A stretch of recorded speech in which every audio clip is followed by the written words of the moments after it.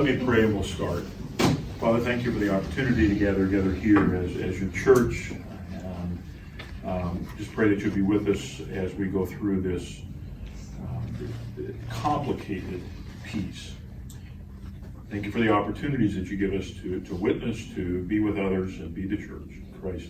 Amen. So we ended last week with the Jurassic Park little section on DNA. And it was not intended to be a primer on DNA. It was just intended to be a little introduction and suggesting that it's the building blocks that we go through. And that we go through, everybody goes through to build ourselves. And evolution is founded on the hypothesis that all species can trace their ancestry back through a shared ancestor, through this DNA. That's what evolution is all about. So, I mentioned as we finished last week that you share DNA with a worm. Keep that in mind. That's what that means. So I want to talk a little bit about the science used to support that. Darwin made a claim that there's grandeur in this view of life. So he's talking about this evolutionary view of life, having been originally breed into a few forms or into one. So there are textbooks that have diagrams of what is called the evolutionary tree of life. They're all pretty similar. This is just one. It's a sketch where everything started here and eventually more and more complicated as you move up through the tree. So that's based on the hypothesis of common ancestry.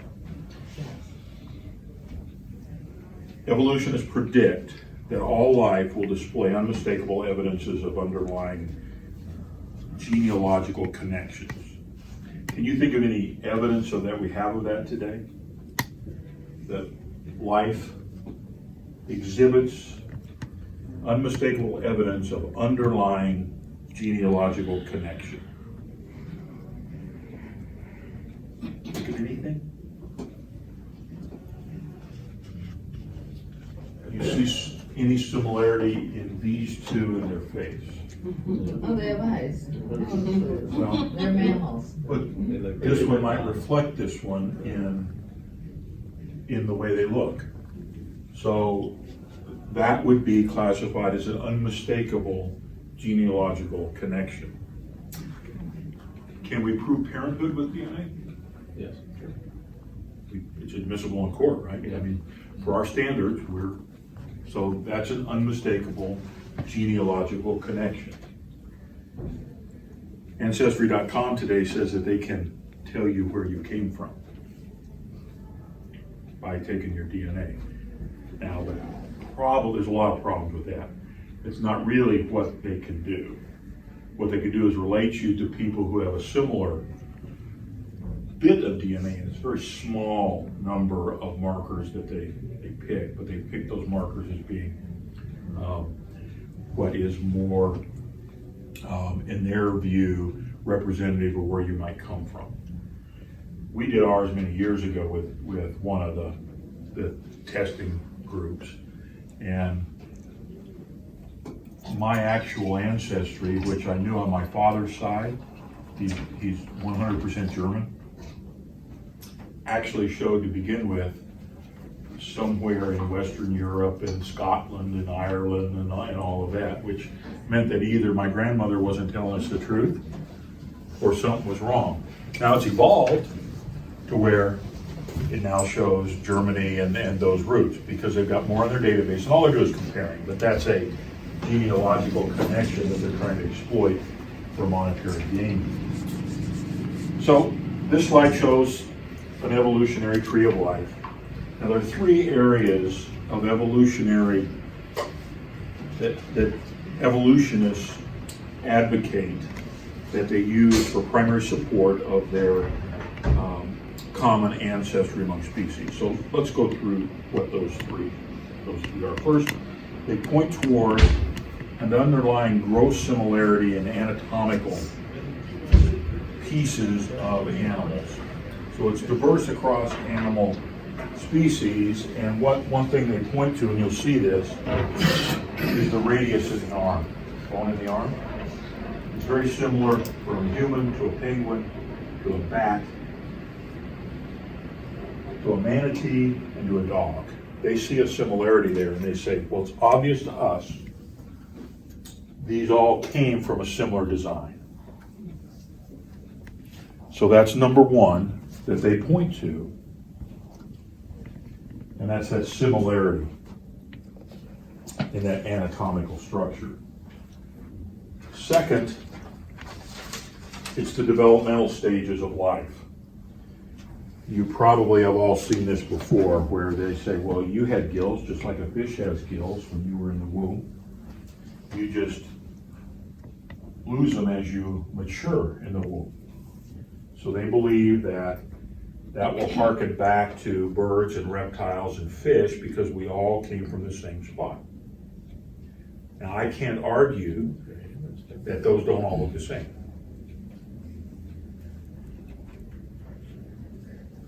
We are all blobs with eyes. It's fine. The third area is this growing body of DNA sequencing, and this is where we start to get a little bit into DNA. So when the molecular biologist starts to sequence DNA, they've got these alpha indicators you see on the left there, where they're GC, CC, TT, G, GAA, and all of that. On the right is a chart that shows a sequence of these markers and the difference in those markers between different animals. We use this to say, well, we're all closely related because the difference between a lungfish and another amphibian like a frog is that A. That's it. And the difference between that amphibian and the mammals, if you look, we switch that A for a T and we get this. And if we go to the lizards and snakes, from that, you see the small differences. It's one marker. One marker between each of those animals? One marker in this example. This is so long, I can't show the whole sequence. And honestly, I don't understand all of this, right? But this is an example of what they use. And all they're saying is, look, isn't it obvious?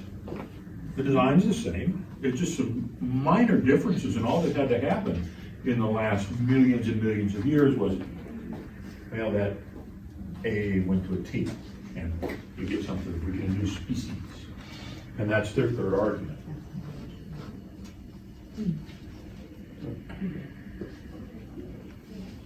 The common thought is that this simple evidence that nearly every species' DNA is built on the same underlying genetic code leads to the conclusion that all species derive from a single original ancestor and evolved using this code.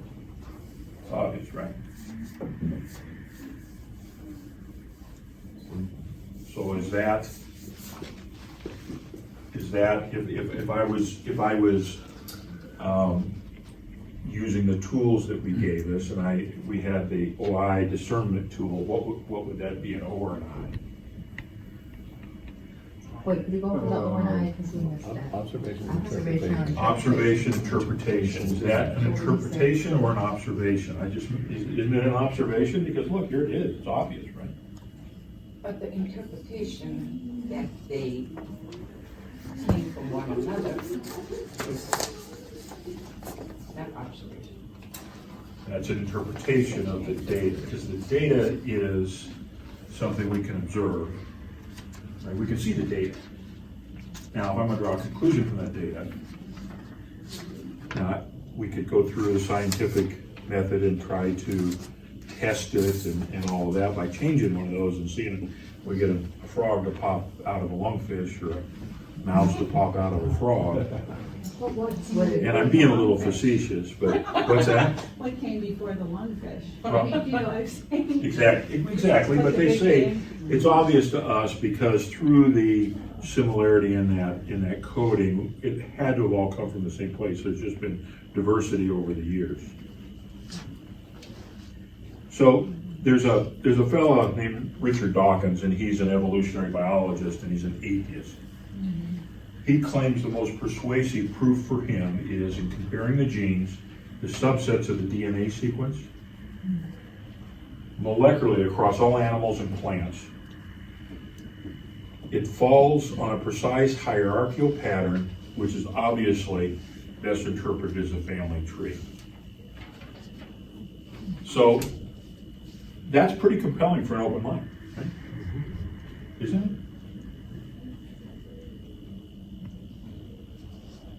So does the reason of scientists make sense?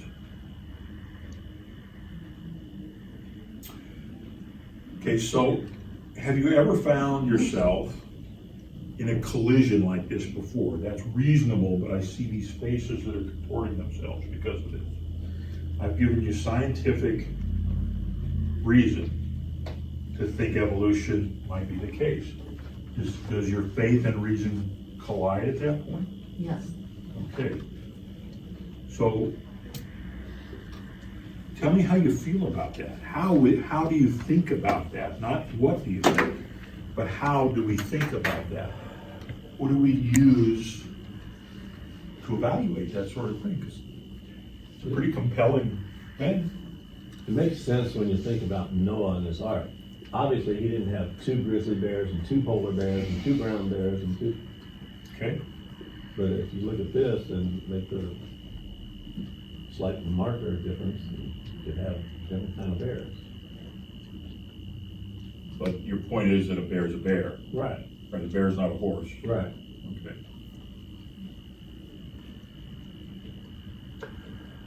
How do you think about that? How do you evaluate something?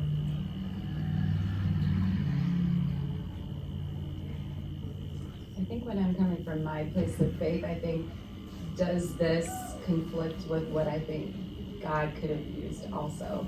So like, if I'm coming from my worldview of my faith, I also don't think that anything about this means it wouldn't go with God creating them Okay. when I evaluate. My viewpoint would be that if that is true, then we are definitely ancestors of every living thing on this earth, which just seems ridiculous to me. Well, Richard Dawkins would toast you for the first part of that. Because that's it, that would be it, and that's the that's what's taught in school today. So don't go hurting any other creatures because really they are your relatives. Well, You know? and that's the Hindu religion, right? For different reasons than DNA markers, but there are people that believe that. So this is really where the rubber meets the road, is it not? So we get very, very smart people, very, very intense and good science delivering data to us. Now let me ask you a question. Becky said, for my Christian faith. So she starts with the answer. You think Richard Dawkins starts with the answer and works backwards? Sure he does. Yeah. Evolution has to be true, therefore I see evidence of it here. That's the hypothesis, right? So as a pseudoscientist and engineer, I evaluate ones and zeros a lot. So when I see things like this, it's compelling. This is why it's a struggle for me, where my reason, because I consider myself, you hear Jeff sometimes talk about, I was an engineer, a chemical engineer. My favorite thing to do was do calculus, is what he says. Now, he thinks in that way. Now because he's found Christ, because he's now a theologian, will take that same process in his mind and he'll go into the Word and start pulling the pieces out and analyze it. He'll use the tools he learned as an engineer. And that's similar to the way that I approach this sort of thing. We'll talk about this in the last class that I call reconciliation. So it's how do we reconcile all of this? And again, it's personal. I can choose to dismiss it all and say it's wrong, or it really doesn't bear on the answer, or I can say, yeah, I really like this stuff. I wonder. So you remember that first class when we looked at those Southern Baptist pastors? And not all of them agreed that God created everything and all of that. So I can see how that worldview can morph. You know, that's some of the issue that we deal with, but that's not the whole story. And what we want to talk about a little bit is how this bears. And there's still one really important question that's not been answered. Anybody want to take a stab at it? Well, did God create man or did man alone? Well, that's the big answer, but there's really an important fundamental that we've not even touched on yet. Are these things different or are they all related? How come they haven't all evolved into something bigger like we have? How come they're still what they are over supposedly Because there billions hasn't and been enough trillions of time yet. years? Huh? Because there hasn't been enough time yet. Trillions of years? But there's a fundamental problem here. There's one And they don't let letter it that's out. off. Huh? How come they don't have faith that God, they don't believe that God? Where does first stuff come from? Well, yeah. The bang, that's what, Huh? Big Bang Theory. What? Bang, it was a bang. The Big Bang? Well, that's the prevailing point of view, right? Easy peasy. All this, but what is the Big Bang? Do we really know what that is? And it's obviously not this. So here's the Big Bang in a nutshell. And I don't, this is a lot of words, I get it. So when Charles Darwin, according to historic records, when he gave his opinion about this question, or lack of it, he was just never really quite sure where it came from. He thought it probably spontaneously formed from a warm pool of water with a proper chemical makeup. That's where life came from.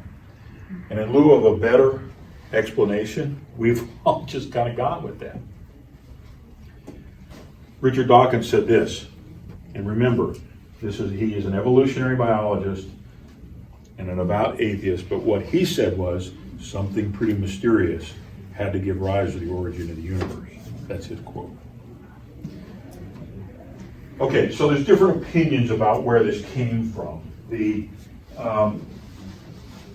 origin of the Big Bang, it's what evolutionists use right now for this comprehensive explanation of all these things that they see.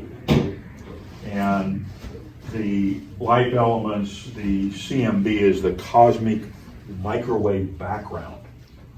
It's what's very hard to measure, but it's out there in the cosmos. There's a nova about the force that ties everything together, and they're using accelerators, and they're looking for the Higgs boson particle. Scott's shaking his head. And they believe because of a disruption, or that actually they can measure the mass of this, and they find the weight of this particle, and they believe now they've identified this, may the force be with you, element that's out there. Louis Pasteur, in 1864, and describing his experiments showing that microbial life could not originate spontaneously in the absence of pre-existing life. And that's been considered a landmark in modern science. But Pasteur's results posed a new riddle for evolutionary biologists, right? If life could only arise from life, then how did living organisms initially appear? Then in 1920, there was a Russian fellow that independently presented evidence or arguments that the origin of life could have been explained not as a result of rapid spontaneous generation, but of whole organisms in a few weeks. Or not as the result of a rapid spontaneous generation of whole organisms in a few weeks. Now, when they talk about organisms, they're not talking about people, right? In a few weeks, they're talking about something we would recognize as an organism. It was a gradual process of chemical evolution, but it still begs the problem, where did it come from? So, the Big Bang, scientists believe that there's ample evidence to show that the universe did undergo an early period of rapid expansion. They believe that they have measured this.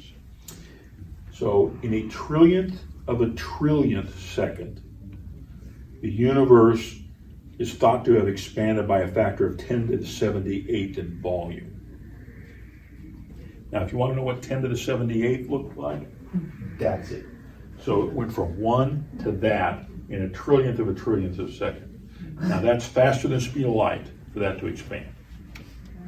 But there's no direct evidence of this original singularity that had to be out there. Again, they're looking for that one thing. Anybody ever see the movie with Billy Crystal and the City Slickers. City Slickers and Jack Palance, and he asked what the meaning of life is, and Jack Palance said, it's that one thing. Well, that's what scientists have been looking at for years and years and years. They've not found the singularity that had to be there at the top, that one. They can't find that. So, as we go through this study, and Christians begin to argue these points, and I want to talk about some of that now, the back and forth, and this will tie all the way over into our geology. So, sometimes you'll hear, well, what about the law of thermodynamics? Doesn't all of this violate the laws of thermodynamics? Now, I don't want to have a class in thermodynamics, but there's two laws, like the law of gravity and all of that. So the first one essentially says that you can't create or destroy energy. It's conserved. If I take energy in my hand by moving it, that's energy, and I put it on the table, it goes away in heat I created and vibration. Now, vibration goes into the table, which goes into the floor, but you also heard some of that. So that energy that I expended from my muscles, that donut I ate, right, now it just went out. The same thing with what comes out your heat vents in your car, in your house. You've burned something, gasoline, natural gas, to create that. Some of it went into the ducts of your ductwork, some of it goes into noise, some of it goes into heating the room, but that all is absorbed by something else, and so that's the first law. The second law is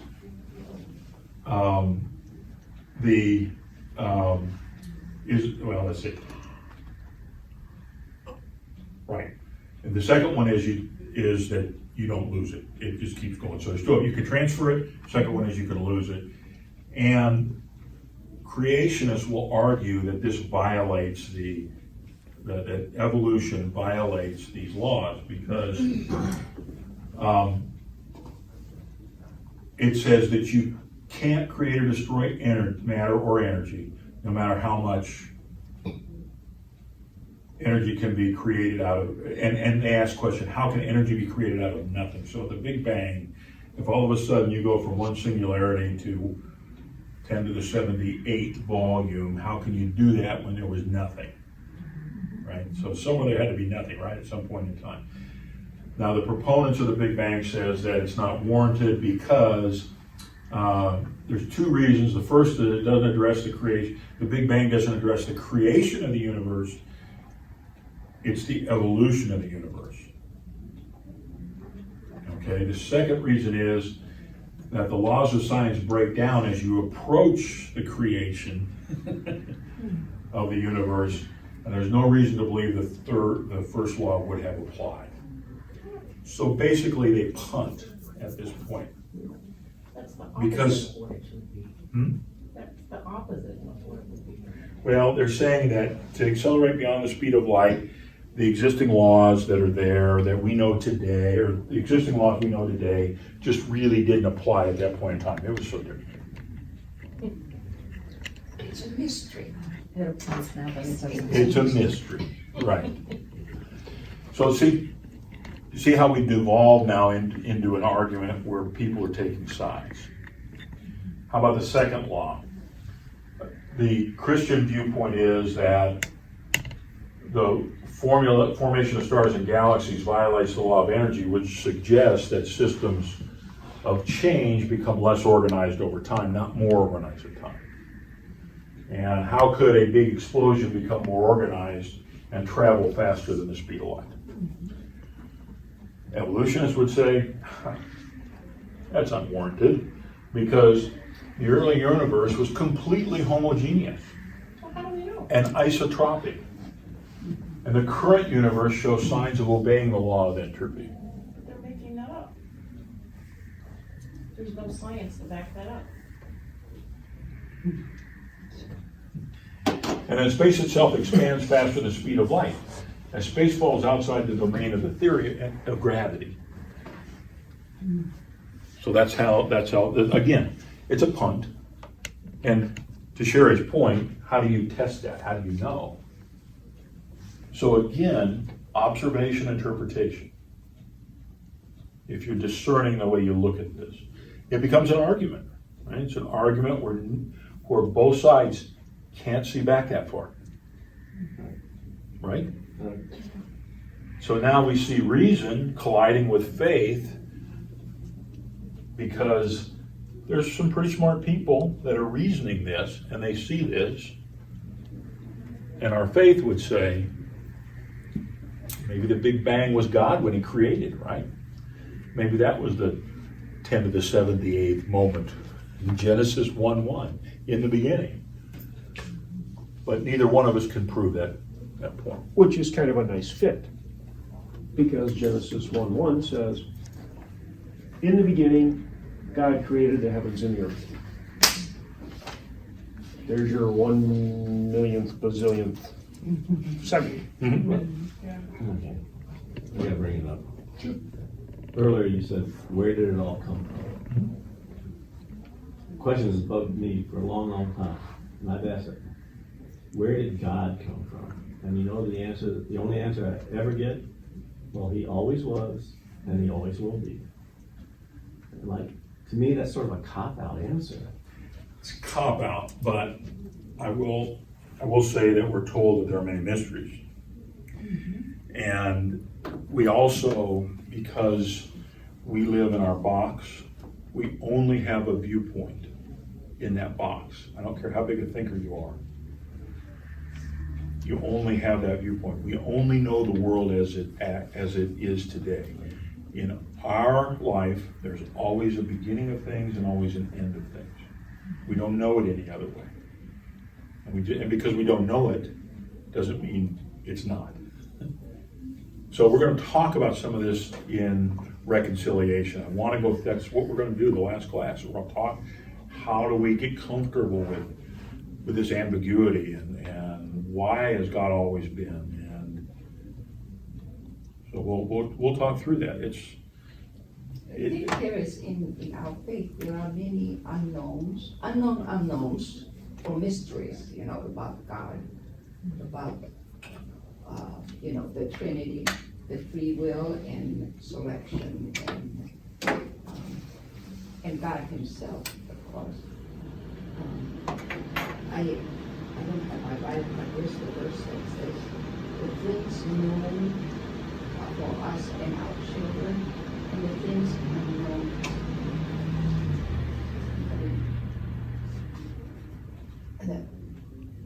Something, gosh, I don't have my Bible. Revealed. No, they are not, that there are things that are You know the known, verse? and those that we are responsible to pass to our children. And there are unknowns, and there's unknowns about God. Sure. And about science too. I don't put down science. Well, we're finding out more things. We're peering into God's Word. And I'm gonna show you something here in a second that is also peering into God's world, but there are unknowns. And if you look at, take a caveman, and if a stealth fighter came over and stopped and landed vertically in front of him, he wouldn't understand that at all. Now that's probably the one. And then understanding God is the, the 10 to the 78, and I'm probably being blasphemous when I say that, right? Because you can't, there are things we can't know. And again, I want to talk about that during So in front of you are some items. Much of it is, there's pyrite there's galena here, you can see the small crystals. These are calcite. You notice the design, right? So these grew naturally. This is God's design of the way that the crystals built and the matrix, and as they grew. So I want to talk about order and complexity. So is there order in that? And Certainly appears to be order, right? And when you turn this one over, it doesn't look like there's order here, but when you go like this, it's rather beautiful the way that it does this. So there's order. Now, what is this? Anybody have any idea? Man-made cube. What is it though? What's the? It's a square. Square. It's No, made what's it made of? It's out of metal. Probably aluminum. Aluminum. It's aluminum, right? Aluminum. So it's just aluminum. Is that order or is that complexity? Okay. It looks like it's a lot of order. It looks like a lot. It's not very complex, right? It's just one square. If we look close enough, this is what we see inside that. So this is actually a picture of aluminum molecules, the way they line up when aluminum is solid. Now, if it's liquid, they're like this. They're swirling around. In your bath water, the reason it's hot is because the molecules of water are moving faster than the cold. So when the ice forms, they begin to stop, and most have stopped when it's ice. At absolute zero, that would be 0 Kelvin, minus 273 degrees, I believe, Celsius. All motion stops. That's what we believe. We can't get there from here. We get very close to it. We haven't found a way yet to get to absolute zero. So in these crystals, the way they form in that order. That aluminum block is like that. Now, that's pure aluminum-ish. How often do you think pure aluminum occurs in nature? Not very often. It's been found. Most of the time it's this. That's bauxite. Okay. Now,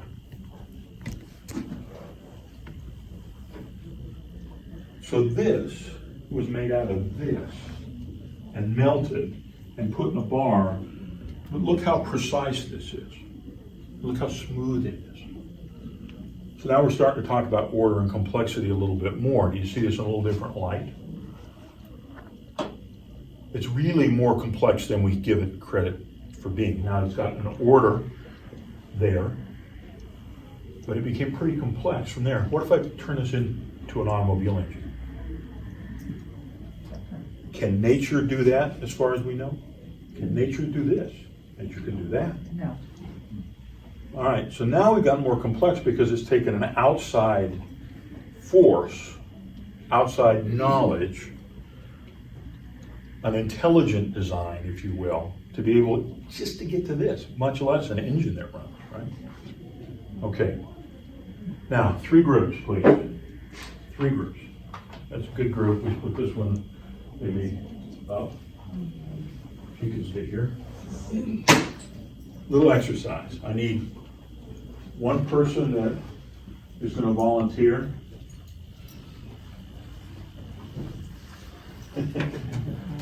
And I need one person who can time. I'll Okay? So here's what you're gonna do. You're gonna do this, okay? And when I say go, turn them over. Go ahead and turn them over. Just turn them all the way over. That's good enough, that's good enough. You're gonna get less than 3 minutes. And I want it, okay, I wanna see order. Ready, set, go! 3 minutes. Somebody time. Quick, come on. Order. Order. So you're doing it by shape. You're doing it by color. They don't go where you want them to go, that's the problem. You can I was boss. hoping somebody else would take the other one, so you know what, change your Who's timing plan. that? Change your plan. Right. Oh, you're combining them? Yeah. You never get a single leg now. Somebody time. They do. It's a little short. Do we only have 3 minutes? I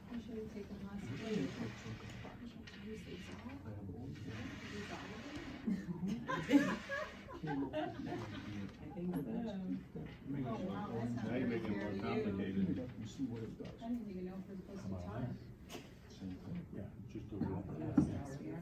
But the ancients had different ways of, making colors. They were one thing that got up for example. There was a lightning strike on the side of that hill. Then all of a sudden they saw a shining I know, light. I was like, what is it doing? 2 minutes left. We're doing great. You are irritating. That was irritating, honey. Are we home? Yeah. Notice how I care? I love to aggravate them. Now you've got a bonus to Yeah, it's just nothing but a masking. Doesn't look like an order yet.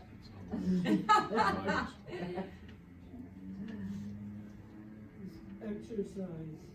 How'd you say you're getting home? It's a nice day. I didn't know that was gonna come back to bite us big time. Because here, we're trying to figure it out as we go along. Oh, I get it, yeah, sure. So we start this process. So, write that down, we talk it, I want you to bring that back up 1 minute left. at that last class. Now you're really irritated. Because I think it's a good, excellent point that should be made in that.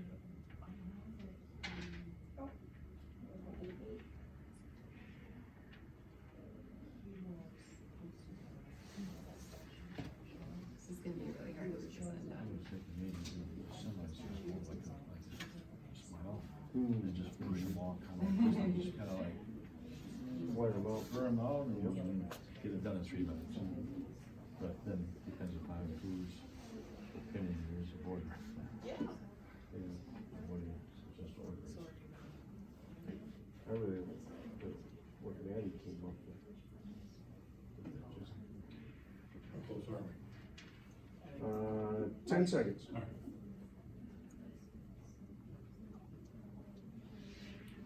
Oh, you did 3 minutes. 3, 2, 1. Time.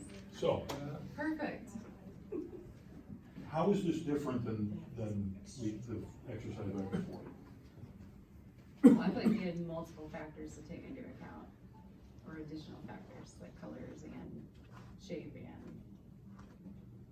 Shape? Aren't they all still the same cubes that we had? Well, I before? want to categorize them to make order according to one factor. And I felt like that was chaos. Also, some of the red ones were misshapen. Different amounts of.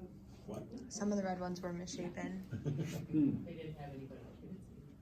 Okay, so what else? What else can you say about order? I see we have 2 different styles. Yeah, So- 3-dimensional is pretty cool. So from an order standpoint, it's all order, but bringing them all together, you got 2/3 of the order. So what happened here?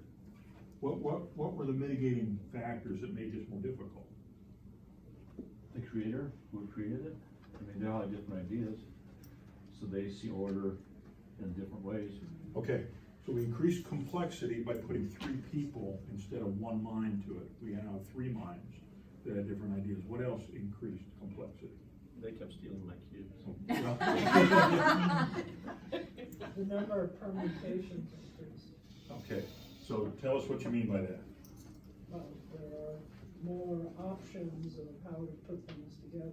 Sure, we learned a little bit from the first one, right, which should have made it easier, watching what people did, because we can, but you also have 3 colors now you had to deal with.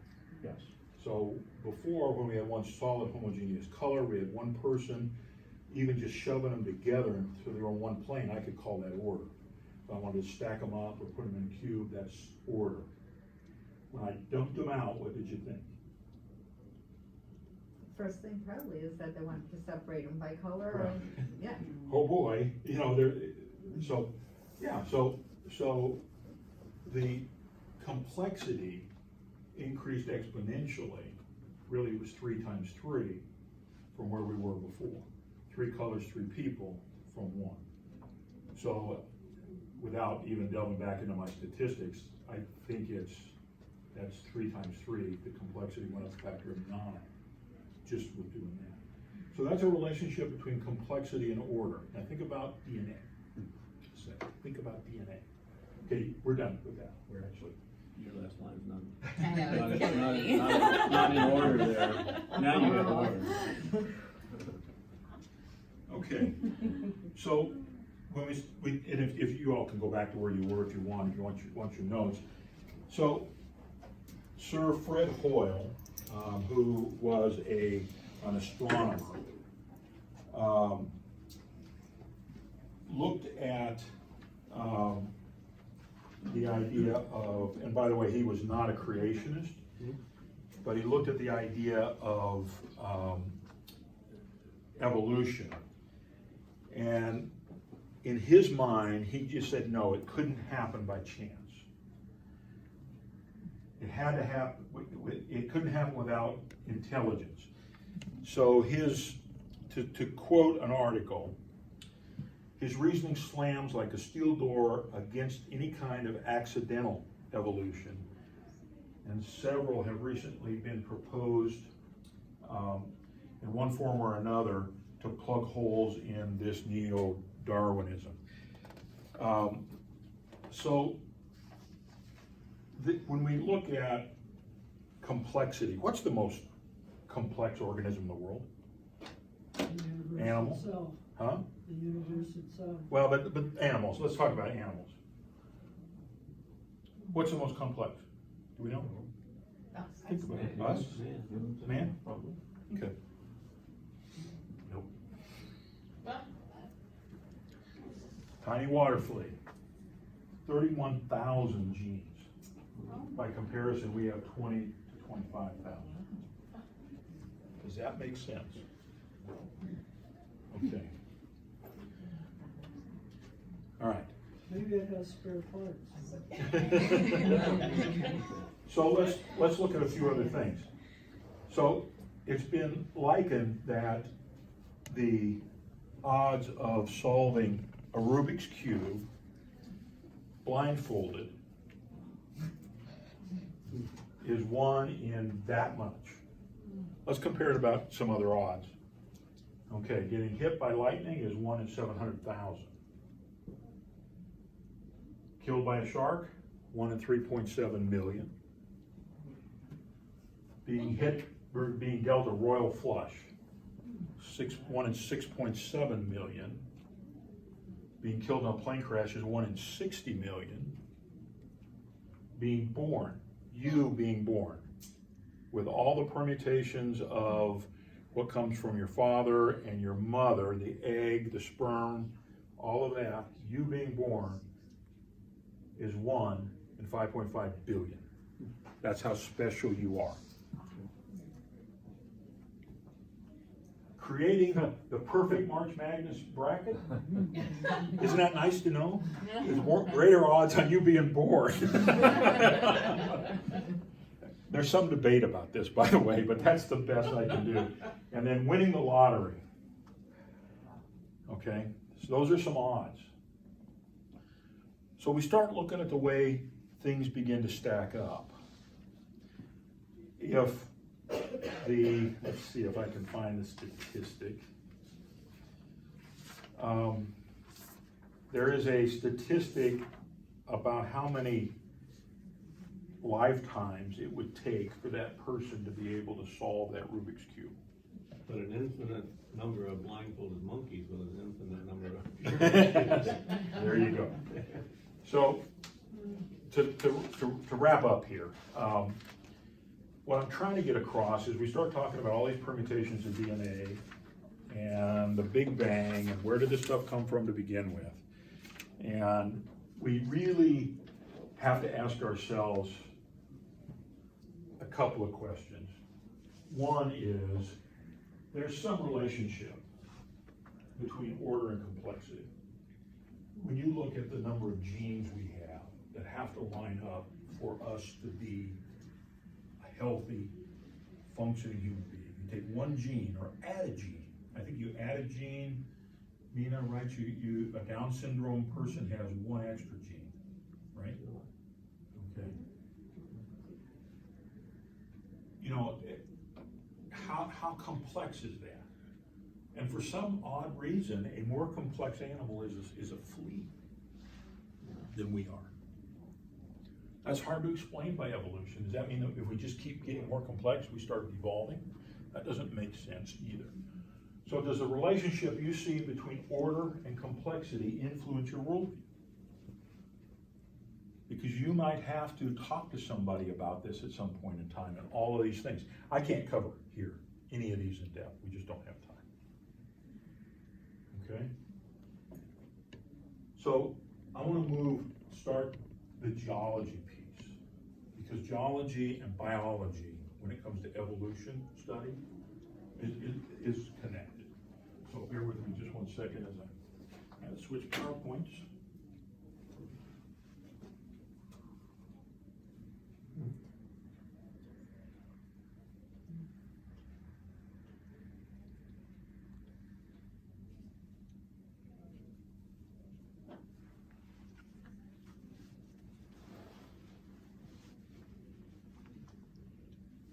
Okay.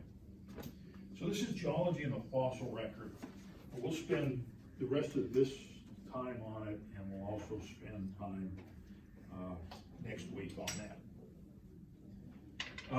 So what is geology? What is, come on here. What is geology? Study of the earth. The rocks. The rocks. Minerals. Minerals. So geology has mineralogy, petrology. Mineralogy is study minerals. Petrology is study rocks. And by definition, a rock is made up of minerals. And if it's just a mineral, you know, that's the way geologists think, right? So there's a little bit of analness in geology. There's also a lot of broadening when we get through geology. So it's a science that really deals with the Earth's physical structure and its substance. Okay? Its history and the processes that act on it. So it's divided into two pieces: physical geology and historical geology. And that's important that we keep in mind that there's two different sciences. Physical and historical. So in this case, we're talking about geology in the context that reason and faith are going to collide. It's a mixing of the biblical and the earth. That's what we're talking about here. So why might faith and reason collide when we start talking about geology? What are the things that may make it collide that way? People start thinking about little creatures that are fossilized now and Okay. how. The fossil record. Sure. What else? Try to figure out the time frame that everything Sure. came to. Age of the earth, form. right? Yeah, Creation, sure. was it 7 days biblically? What was God thinking? Sure. Was it millions of years for each thing? sees that probably it's not as evident. And that's the Great Flood. The Great Flood. So there's three pieces that we look at. So when we start to discern the story of the earth, whether it's the secular geologist or the biblical geologist, there's a story written in the earth. So what is that story? Well, there's the physical, which are the observations. That kind of sits out on this side over here. And so there's flood events that we can see, and there's a fossil record. We can see that. We can make observations. We can say, that's a fossil. We can say, something did something here. Maybe it was water. Maybe it was wind. But the age of the earth, we can't observe. And across all of this, though, lays the timeline. So historical geology and physical geology. So you see the stratigraphy and lithology up on that right-hand corner. I'll show you what that is. But those are the two sort of sciences, the disciplines in geology that a geologist will employ to look at the rocks. The age of the earth has had reams written on it. There's arguments. There's the New Age of the Earth group. There's an Old Age. There's the people in the middle. The debate is simple. Is the Earth millions or billions of years old, or is it a new Earth? And none of us were back there. So we didn't have a clock running at that time. So the fossil record ties to biology and our ability to peer into and observe support for evolutionary processes, some sequence of adaptation to support the evolutionary theories. How we view this, what approach we're going to take, how do we think about it? We should note, though, that secular geologists and secular geologically oriented publications have logical, well-rehearsed interpretations of the data. And as a Christian, we find that biblical information as well as theological implications in their conclusions are generally ignored. Ours. They generally ignore it, even when it fits with their academic conclusions. Now, regarding our idea of collision of faith and reason, we should also note that an evolutionary geologist would also say that there are several Christian publications which would use well-rehearsed prose in relation to obvious revelations in the geologic sciences. Both sides are going to say the same thing about the other. Okay? A secular geologist will say, I've heard that guy. This is what he says, and it's just wrong. I can prove it to you. I can prove it to you. So because we focus on how to think, let's look a little bit. This is the Grand Canyon. So you recall I talked about lithology and stratigraphy. So this is our Grand Canyon. Here's the Colorado River down here, and here are the various layers within the canyon, and it's a great example of things to use. Stratigraphy would be looking at the order that these layers are laid down in. And lithology is what are these made out of? So that's why those are the two primary disciplines. What's the order? Historical. And what are they made out of? Physical. At the bottom of the canyon, you really get the best feel for it. We've seen pictures, maybe you've been to the bottom of the canyon. Maybe you've been to the top and looked down, but when you're in the bottom, you really get a feel for the majesty of, that's the Grand Canyon. I got a few pictures here. So this is our Grand Canyon. This is God's design. And you just see amazing things in the Grand Canyon.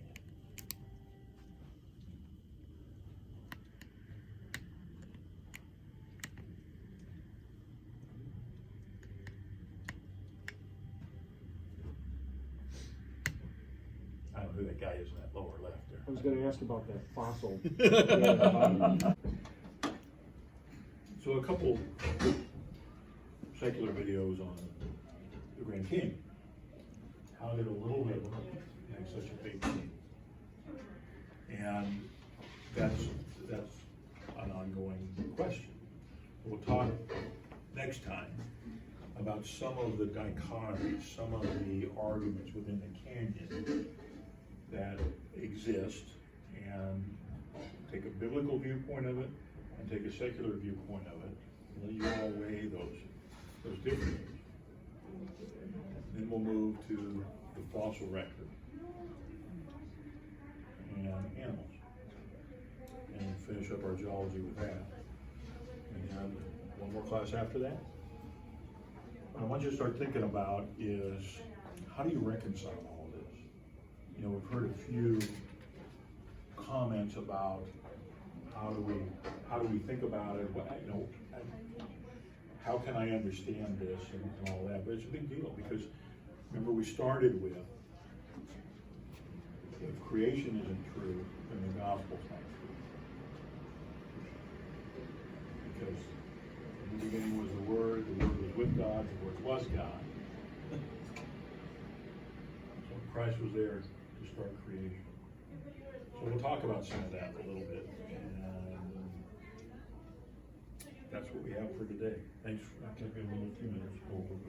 Any questions or comments before we go? It would just seem like it would take a whole lot more faith to believe in the evolutionary part of it, because, you know, some lakes have to have been there like maybe 3 or 4 times, they say. It's like, what is the probability of that happening versus the flood where you see evidence of alluvial fans, or maybe just the way rocks are distributed in certain parts of the country, and you'd think, well, you know, it's so amazing when a flood, the way that happened, and what we see, it would seem like it lines up with something like a flood much more than the chances of this happening. It's time and time again over billions of years, or what? It just seems like they have to have a lot of faith, a lot more faith than. The definition of faith, believing in evidence not seen. They would say all proof points to evolution, but you're right, that it takes a lot of faith Yeah, how can, yeah, no, yeah. to resolve the stuff that they don't know either. All right, thanks.